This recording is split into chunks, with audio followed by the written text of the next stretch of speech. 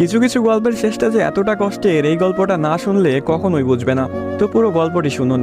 একটি 19 বছর বয়সী মেয়ে তার প্রেমিকের কাছে গিয়ে বলে, আমার 20তম জন্মদিনে তুমি আমাকে কি উপহার দিবে? ছেলেটি মুচকি হেসে বলল, এখনো তো অনেক সময় আছে, আর সময় হলে তুমি তোমার জন্মদিনের উপহার পেয়ে যাবে। বেশ কিছুদিন যাওয়ার পর একদিন হঠাৎ করে মেয়েটি অজ্ঞান হয়ে যায়। বাসার সবাই বেশ অস্থির হয়ে যায়, কিছুই বুঝে উঠতে পারছিল না কেউ কি হয়েছে মেয়েটার। তারপর সবাই মিলে তাকে হাসপাতালে নিয়ে গেল।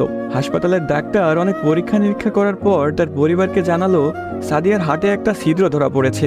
এখন যদি খুব তাড়াতাড়ি হার্ট পরিবর্তন না করা হয়, তাহলে হয়তো সাদিয়াকে আর বাঁচানো সম্ভব হবে না। সবাই এই কথাটি শুনে কান্নায় ভেঙে পড়ল।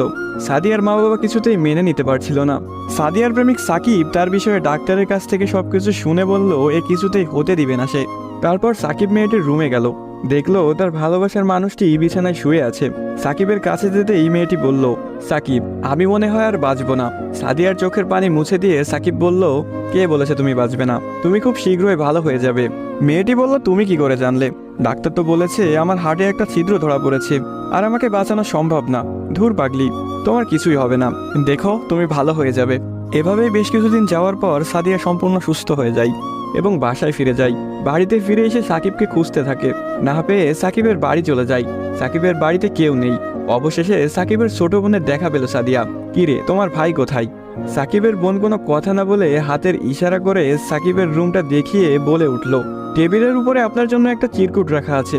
সাদিয়া কথাটি শুনে রুমে গিয়ে চিরকুট হাতে নিয়ে পড়তে শুরু করলো।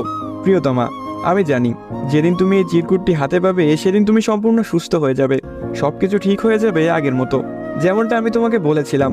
আমি বলেছিলাম না কিছু হবে না, দেখছো তাই হয়েছে। তুমি আমার কাছে 20তম জন্মদিনের উপহার চেয়েছিলে না? অনেক ভেবেছি, কিন্তু তোমাকে কি উপহার দিব ভেবে পাচ্ছিলাম না। তোমার অসুস্থতার কথা যখন ডাক্তারের কাছ থেকে শুনলাম, যখন বললো একটা হার্ট খুঁজতেছিল, তখন মনে হলো তোমার জন্য এর চাইতে ভালো কোনো উপহার হয় না। আমার হার্টটাই ছিল তোমার জন্য শ্রেষ্ঠ উপহার, যা আমি তোমাকে দিয়ে গেলাম। মন খারাপ করো না, আমি আকাশের ওই উপর থেকে তোমাকে সব সময় দেখব।